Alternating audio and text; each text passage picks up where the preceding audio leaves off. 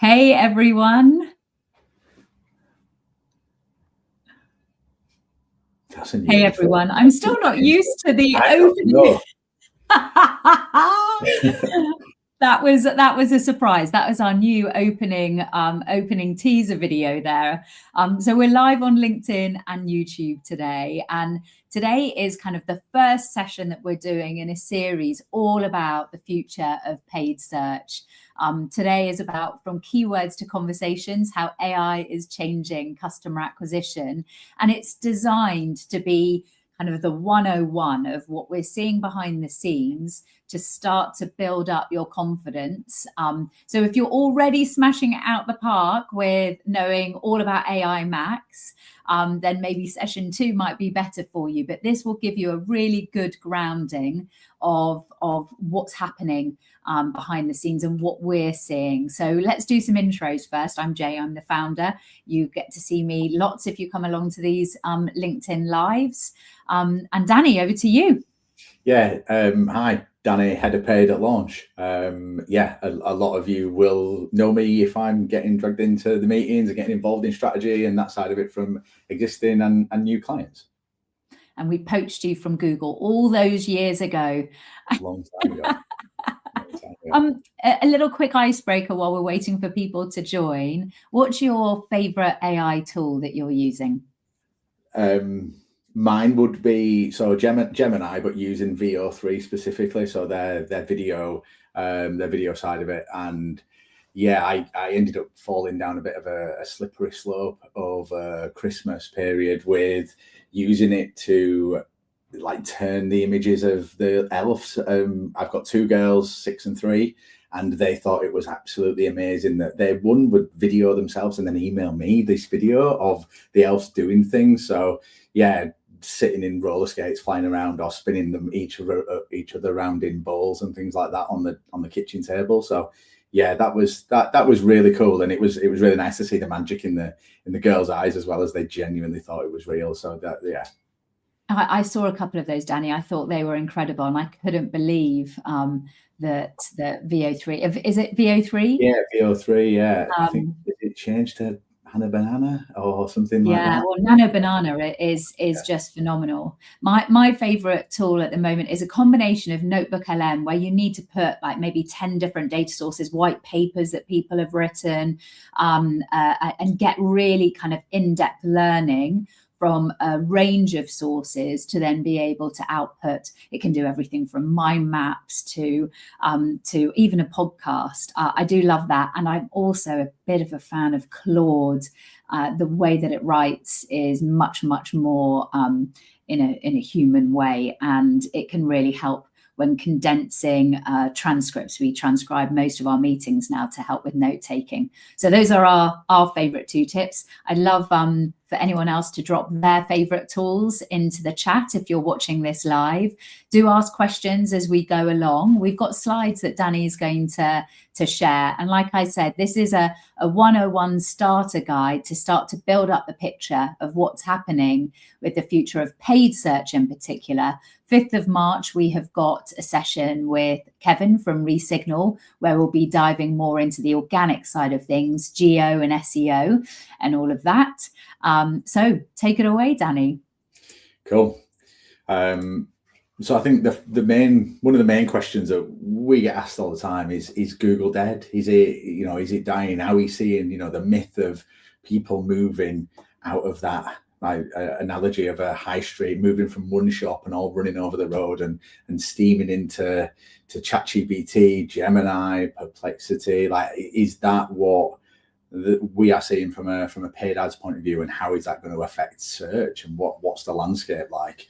I think the answer is no. It's not dead. It's definitely an evolution of what Google is seeing, and I think there's not just an evolution of just Google and like the search engine in general. There's an evolution in how we as users are using it as well, and what our expectations of it, and I think how we're looking in terms of how we're going from the questions of how do I find flights to Las Vegas compared to where's the best place to go in the United States on a particular month, or where else shall I travel? I think it's definitely evolving into that. And then this is a bit of a the bit on screen now is showing you the overlap between ChatGPT users and Google users as well. So it's not a case of people are using one or the other and everybody's moved from one side to the right side. And, you know, the Venn diagram is definitely 97-98% overlaid against each other. So all those users that are using ChatGPT are using it for something. Might be like me using Gemini and VO3 to create videos of elves, and not really using it for purchase reasons or insight. But then definitely still using Google as well to back it up. So that's been kind of the bit that we've seen. And when we look at it from a couple of like real examples from where our clients sit, we've got one client who we work with in the retail fashion side of it, and they saw 6 million sessions across Q4. And throughout Q4, we were checking ChatGPT to see, you know, what's it going to be like, because the last Q4 2025 is definitely going to be the only anomaly of no ads running on that platform, I think, and how it interacts with everything. But out of 6 million users, we only had 877 actually tracked use sessions come through ChatGPT, which is 0.01% of the traffic coming through to the website. So it's not. Yes, we've got this overinflated sense of what a bit of the change that it's bringing, and actually the reality is it's still a very small percentage of traffic. An interesting point is brands will be worrying, well, what happens if it's just because they're not nailing geo and being found by large language models, but actually on average it's about 1.5%, something like that, isn't it, at the moment, Danny? So it's still a very tiny proportion. It is, and I think it's understanding, and that slide earlier on evolution, it's, you know, there's a change in platform of what they're doing, and that's primarily where we sit. But we also have got to look at it as a user and as a customer ourselves, and also what your customers are doing and what you're seeing from your side. Are you seeing the way that the customers interact, and they're looking and they're asking different questions to you as a business? How do you then make sure the website is doing that as well as even that step before you even start thinking about what ChatGPT is pulling in? There's definitely, you know, an SEO side of it, which we'll go into in a later LinkedIn Live. But yeah, I don't think it's a panic as, oh my God, we need to do something. It's kind of just understanding the data and understanding the complexity about what we're seeing at the moment in time. The bit that we can see at the moment is that AI overviews and AI mode are here, and this is a example of how an AI overview from a search is then producing ads within them. So it's is Google dead? It's always then, okay, the real estate is shrinking, people are using Google less, and it's like, not really. Google are always going to, 98% of their revenue comes from search and comes from paid advertising. That's not, they're not going to try and disappear from the market. They're going to make ways of monetizing this and being able to then insert ads that are then highly relevant to those searches, and the way that those searches are being done, I think is one of the biggest changes as well. And it's playing around that efficiency and making sure that the keywords that you are bidding on or the structure of the campaigns. Google over the last 3 years have really, really aggressively pushed broad match, because this is where it's then going. It's understanding that 15% of daily searches on Google are still new to Google, and I think this number is probably only going to increase as we come through this year and into next, as people move away from the traditional how to buy something or a product-based search, or like more around a short-term question rather than a long-term a long tail open answer, a question, the answer, Google's then turning into an answer engine of these are the options and this is what I've then found. It's trying to look at that, an inspiration of what you're trying to find. So it's there's definitely, the key areas here would be if you've built your ads account and 2 years ago and you've not really checked keywords, I'd question whether that agency or whether you guys know what's going on in that sense. But I'd be making sure that those keywords, keeping them tight, but also then testing on looking at how you can then broaden them out and how you can introduce PMAX and how you can introduce demand gen and how the AI search side of it to be able to get into the AI overviews, how that test is then going to be done within platform and what any new terms and new searches you as a brand are then showing for. Yeah, I think that it's quite interesting. We get to obviously audit quite a few accounts every quarter, and new accounts to us that we haven't been involved in. And it is still incredible how many accounts have got maybe 90% of the keywords and never being triggered, and all of this wastage and setup that isn't AI first. AI used to be called by Google machine learning. We've been involving machine learning in the Google Ads account since I started 13 years ago. But certainly in the last 5 years, as the unhooking of us being tightly controlling it and allowing broad match to along with data signals to guide the accounts. But so many accounts have been built and iterated over the last 10, 15 years. A lot need complete restructuring. And I think that not resting on your laurels and making sure that you are auditing or looking at things through an AI lens is definitely the first tip of the day, isn't it, Danny? Yeah, I think the structure one's always a big, for me, it's always a big one. Even before you even get into keywords and things like that, I think keywords at the granular level in sort of a funnel would be the bits at the bottom and the ad copy and yes, how many is there? But and like you said, there's a lot of accounts that we see with too many keywords in there. But then going all the way back to the top and going, okay, for the budget for the month that we've got, what is it per day and how many keywords have we got? What's the CPC that we're trying to trigger? Then you start understanding, okay, we've maybe built this and this account should be running at 10,000 a day rather than 1,000 a day. And we really need to then work out when we do fluctuate seasonality between different months and budgets do fluctuate as well, that actually there's a scaling message that needs to be done inside the actual ads account, not just that account worked really well for Q4. So what we'll do is we'll reduce budgets by 70% and then we'll just keep everything live just on £5 a day.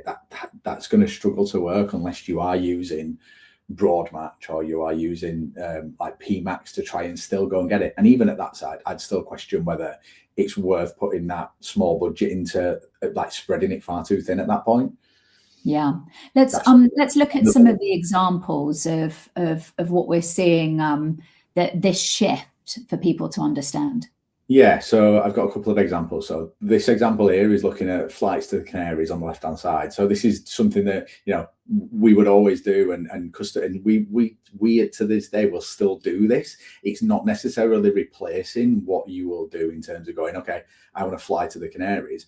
This is then going further up the funnel and going, okay, now the customer's coming to Google and asking on the right-hand side, where is hot in April for a holiday? So I've got kids. That would be a normal search for me of where can I go? Where's the options? What do I want it to come back and answer? And it's giving me ideas and it's doing that inspiration piece. And this is where Google are not necessarily playing against ChatGPT and the large language models. They're also fighting against social. And how can we then get that inspiration in there? And why come to us to then maybe go to TikTok and then look at, okay, let's look at hotels, family-friendly hotels in Egypt in TikTok. And that's where we're seeing this shift in Google. There's still going to be, Love Holidays is still there, and Love Holidays is on the left-hand side. They're still giving it in terms of ads that are there. They're on the left-hand side. They're still hitting the right flights to the Canaries, showing Gran Canaria as a destination. But on the right-hand side, it's looking at Sunbreak. So it's then from an ads perspective, understanding what the ad copy is going to be, how it's going to be more relevant for that user in terms of the questions that they're asking, rather than the generic, well, we did flights to Canaries, let's just have flights to Vegas. And that's the crux of that, is why broad match is so important now, and really having I mean, we talk later in this about the data points that are needed, but there will be lots of advertisers missing out on what now are high intent searches, but that are more asking questions and seeking inspiration, and it is moving more to that inspiration, isn't it? Show us the e-commerce example, because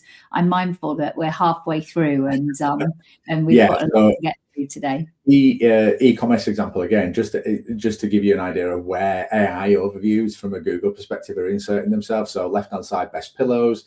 Google Ads giving you the shopping results, and then Simba Sleep as a paid search ad, and then on the right hand side, it's cut just for sizing. I've cut it off, but it was best pillows for neck injury, for neck ache, and AI overview still again inserting itself above the organic listings, so it's still there. It's giving you more options. It's giving you ideas, but also the bit that I wanted to also talk about in this side from an e-commerce point of view is then making sure that your product data, I think everybody talks about ChatGPT and how we can get an SEO point of view into it, but also then think around from an ads point of view, how those customers are now searching and are looking for a need to be answered, and you can do that within your product data within Google Shopping, and that should be not an area that should be underlooked and undervalued in that sense of, okay, how does the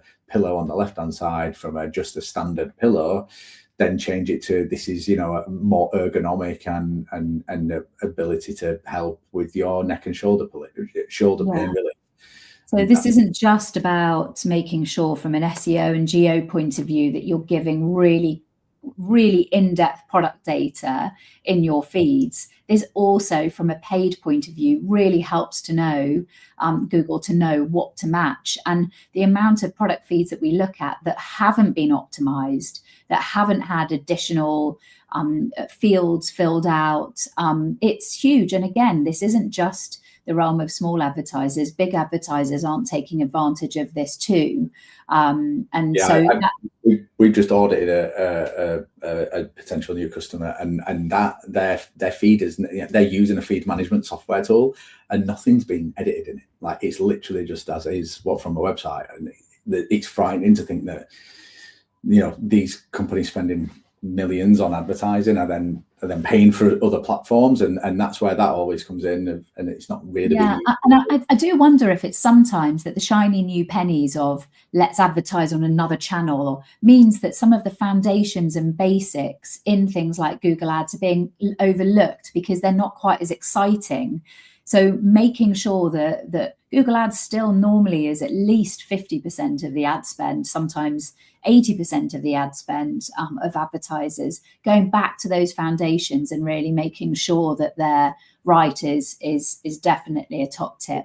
I know that we're going to talk about what's changing now. Let's go light touch on what's coming next with the next slide, because I'd love us to kind of. There's a couple of points. Perplexity and ChatGPT, they're gonna do some ads. Ads are alive in the USA for ChatGPT. Perplexity are looking at it, so there's something definitely to watch out for this year in 2026. Apple and Google Gemini, that's huge, isn't it? That's a huge deal. They've, as an Apple user, Siri, I can't stand it. It just doesn't do what I want it to do. They are going to be taking Gemini to power the foundations of Siri, which gives Google another massive foothold into the iOS market in that side. And that's going to be due to launch, I think, June-ish. I think there'll be an announcement around it. And then the path to purchase, I think the messy middle is always something that Google's always spoke to everybody. Anybody who's been to a Google event will see it. But then to add in Gemini, ChatGPT, Claude, Perplexity, adding all these in is then just another dimension of, okay, there is now another channel that somebody's got to then look at. And then how do we then find that user? Yeah, and not only another channel, but a channel that, you know, obviously since we put this deck together, Meta have now given people the option to pay quite a small fee, you know, £3.99 to not see advertising. There will be ChatGPT users who pay for Pro who won't see advertising. So it's also not all customers are equal. They will be getting, you know, their attention on different platforms will be sometimes ad free, and understanding that that's got to be part of the strategy, I think is important. And this next slide is kind of where we help people understand more about that messy middle. I mean, my goodness, so many people have heard me talk, and you talk about the messy middle. But the for those of you who don't know it, it was a white paper that Google did with the behavioral architects called Decoding Decisions, and I would highly recommend. It's still relevant to this day, and it talks about that trigger, which is that red dot at the top there, the trigger. So I want to buy a yoga mat, and then this very messy path to purchase that customers go through. You know, perhaps if they go straight to Amazon, maybe it is one site visit and one purchase. For others, it's understanding what are influencers using, you know, who what ethics are the company that they're buying from. There will be this very long path of discovery. Go on. Reviews is, you know, reviews that, you know, there's something Absolutely. like, you know, Amazon, like reviews is always a big part of it as well, especially when you're discovering a new brand to start with. Yeah. Absolutely. Maybe they're reading, you know, mindfulness magazines, and there's an advert in there, and this path to purchase through this evaluation and discovery is messy. And you know, Google in this particular point is saying that there's over 500 touch points. I mean, with holidays, it's even more. And with, you know, if you go straight to Amazon, it might just be one. But you know, this is now the complexity. How do marketeers take what is already a very stretched budget? I don't think any marketing team ever says I have too much budget nowadays. The CFO's breathing down their necks, and they're not only having to make the channels like Google Ads work harder, but they're having to then diversify and make sure that they are in some of the other channels as well, that their customers are making this decision. That's not just when they are ready to purchase. That is in the discovery phase. That's creating brand awareness. And I think that is the biggest challenge for the future of search, making sure that you have got awareness. You know, this particular model, this has come from the WARC study, the multiplier effect. So you've got some reading to do, those of you who are watching this. The multiplier effect talks about this stat is particularly for B2B, but it's similar to for B2C as well, that 90%, 95% of your market isn't actually ready to buy. They don't even know that they want the product or the service yet. How can you be influencing them? How can you be using your marketing budget to start the awareness with those customers, those potential buyers, before they're in market for your service? Because often if you wait until then, which are these people that hang out in the bottom of the funnel in Google Ads and only do ROAS-based campaigns and focus too much on the CPA, they're missing out on all of the people who have already narrowed it down to the 5 brands they're interested to buy from. And so the future of search isn't just about AI. It is making sure that you are increasing the awareness and understanding that it is going to be an even messier journey for your customers to buy from you in the future. So I think one of the hardest things to do is to measure it. I think that's, you know, everyone that we speak to, nobody, you know, there's not a right one way fits everybody, like one way fits all.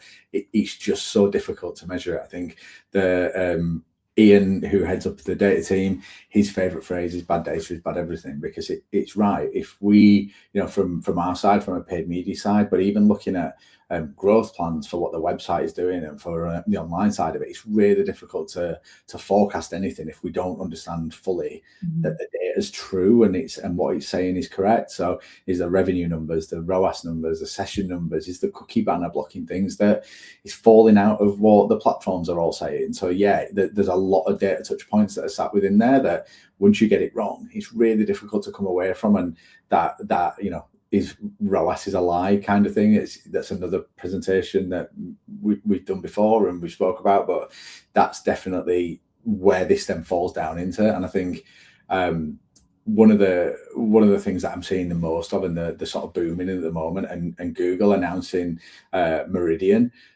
So their mixed marketing modeling, so for Google Meridian is to try and then take some of these elements that there is now this boom in this other market of triple whale, phosphor, North Beam. So there's Clar in there, there's another one, Bloomreach, but there's definitely platforms out there now that will give you an answer that you want, but whether that's going to be right is the other thing. I think it's kind of working that out. So Phosphor, we've worked with Phosphor on a couple of clients, and it's very social led in terms of the answers of what the ROAS is doing. It will scream at us that we should be pulling money out of Google and applying it into social when and they all come out with a different answer and a different idea, and there's not one perfect right way of looking at attribution and data. And I think it's been able to understand, if you are in this market, to find out what you're looking for, is to test a few of these and have a look at who the competitors are and what works for you and what doesn't. Jay, I think you've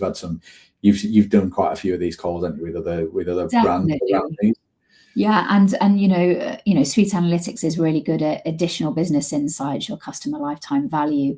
Converge are sponsoring our conference coming up. So the 12th of March, we are in, let me get up my QR code, 12th of March, we're in Bristol, and we've got Reddit speaking there, and we've also got Converge speaking, and they help with server-side tracking, pulling in all of the different data points.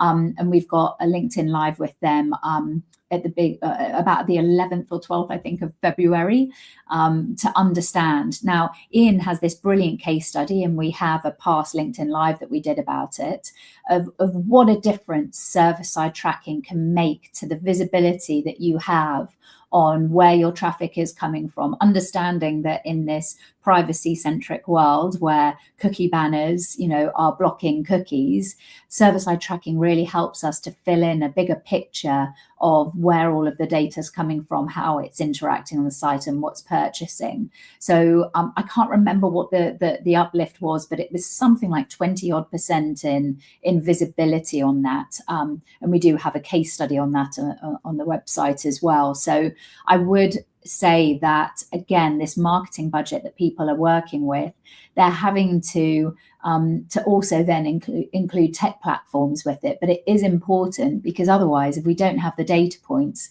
we can't see what's working. Yeah. So what do we do now? I think that's the biggest thing. It's like, what do we do Monday morning? And where do we go? We've kind of got 4 points that we wanted to go through. So foundation's going to be the first and foremost. Is audit what you've got. Is the like I said earlier, is the account too big for the budget? Is there too many keywords in there? How do you then scale some of it back and make sure that the budget isn't spread too thin? Is there too many products in there from an e-commerce point of view? And really delve into the detail and the numbers that you've currently got running and where it's positioned. Google testing, AI search for Max. It's a checkbox, tick box within Google Ads to be able to test it within a platform. Test it. That's I think one of the biggest things that Joe, who heads up our insights and experimentation side of it, like the amount of tests that you need to be getting to be able to understand fully what's, one, with the data that's working, two, the platform that we've got, and then three is then testing everything all the time and as many tests as possible. But this is definitely one of those that turn it on, see how the brand impacts, see what the campaign impact, how the impact of the campaign performs. Is it better? Is it worse? What sort of visibility are you getting out of the platform in terms of what more phrases are you then be seen for, and that can give you a bit of a fundamental changing what you're willing to then do and where you're then willing to go with it. Clean data. We've just said it now. Making sure that the measurement is absolutely. It's never going to be perfect, but as close to perfect as you can get, and at least to be trustful and reliable that you're running it. We've got clients that we use in every one of those platforms that we had on that slide earlier, to some that don't at the moment, and they're using a mix between Shopify and GA4. But the good thing is that their revenue number within Shopify, because of convergent server-side tracking, we've been able to get that number within GA4 to within 2%. So we now know that the reliability on the data that we've got is near enough as clean as we can get it, and it gives us the confidence and the client confidence to be able to push a bit more aggressive into some markets, and then also test budgets into different platforms to see how that impacts everything else. Quite a few people were kind of, are down on GA4, but I know that there are some big changes coming this year to carry on improving it. Our advice would be, do not cut it off. Make sure that it carries, even if you're not using it, make sure it's carrying on collecting the best quality data, because if you've got that continuity, then year on year look backs will be much easier. One of the things that we get frustrated with is if the client hasn't edited their look back. I can't remember where in the settings it is, but making sure that it is collecting that 13 months of data, and then if possible, backing it up to BigQuery.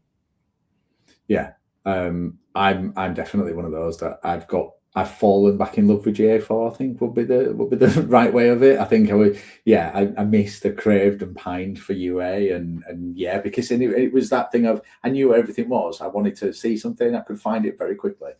GA4 with change always takes a bit of time to get to it, but now I fully love getting involved and changing changing the reports. I think the other thing will be with GA4, don't just rely on what the default is within there as well. Work with the measurement team or our measurement team to be able to then provide you with the right set of reports that you're then looking for. Would be my other piece of advice on that. Definitely. I know that your final one is creative testing, and I'll let you go through that, but I would love to know, and if anyone has got any questions, by the way, now is we're almost finished, so now is the time to ask. There's always a bit of a delay between StreamYard and the LinkedIn Live, so do ask your questions now. I would love a session just about creative, because there is so much going on in the Meta interface, in the Google interface, that advertisers can really help scale up their creative.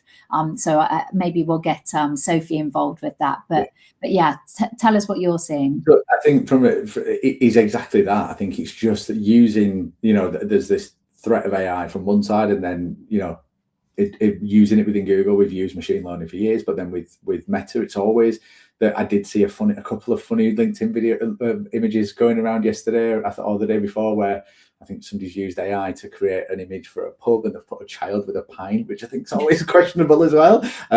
So yeah, but I would definitely test with the AI tool within Meta, within the interface, to go, okay, how can we go from using these 5 creative or these bank of images, what can it then do, and how can it then scale it a bit more? Because what we are definitely seeing from a social side is the more creative that we can put into the platform, the better testing we can do, and the better impact that we've been able to see. I went to a Meta event last year that Hilton sat there, and as much as she would have loved to have flown around the world videoing every hotel that they had, they simply just couldn't do it and afford it. So they used Meta to be able to then create videos of all the hotels that they've got, and use the bank of images, and it came out and they worked, and they scaled it with a fraction of the cost that it would have done to fly around and do all that filming. So yeah, something, again, testing would be, 2 of these are testing effectively. It's seeing what's there.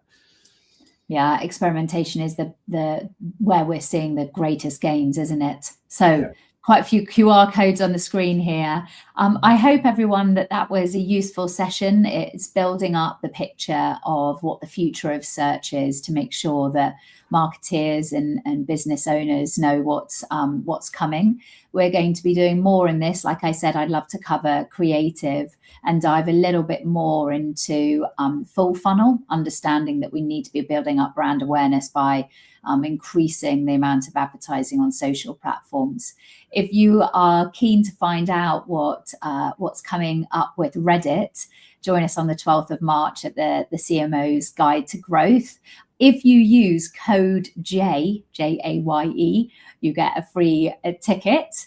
And so that's a little exclusive there. And do connect with us on LinkedIn. So thank you, Danny. That was a whistle-stop tour. It's always a pleasure to do these with you. And thank you also for all of the hard work that you do for all of our clients as well. So thanks very much, everyone. And yeah, it's until the next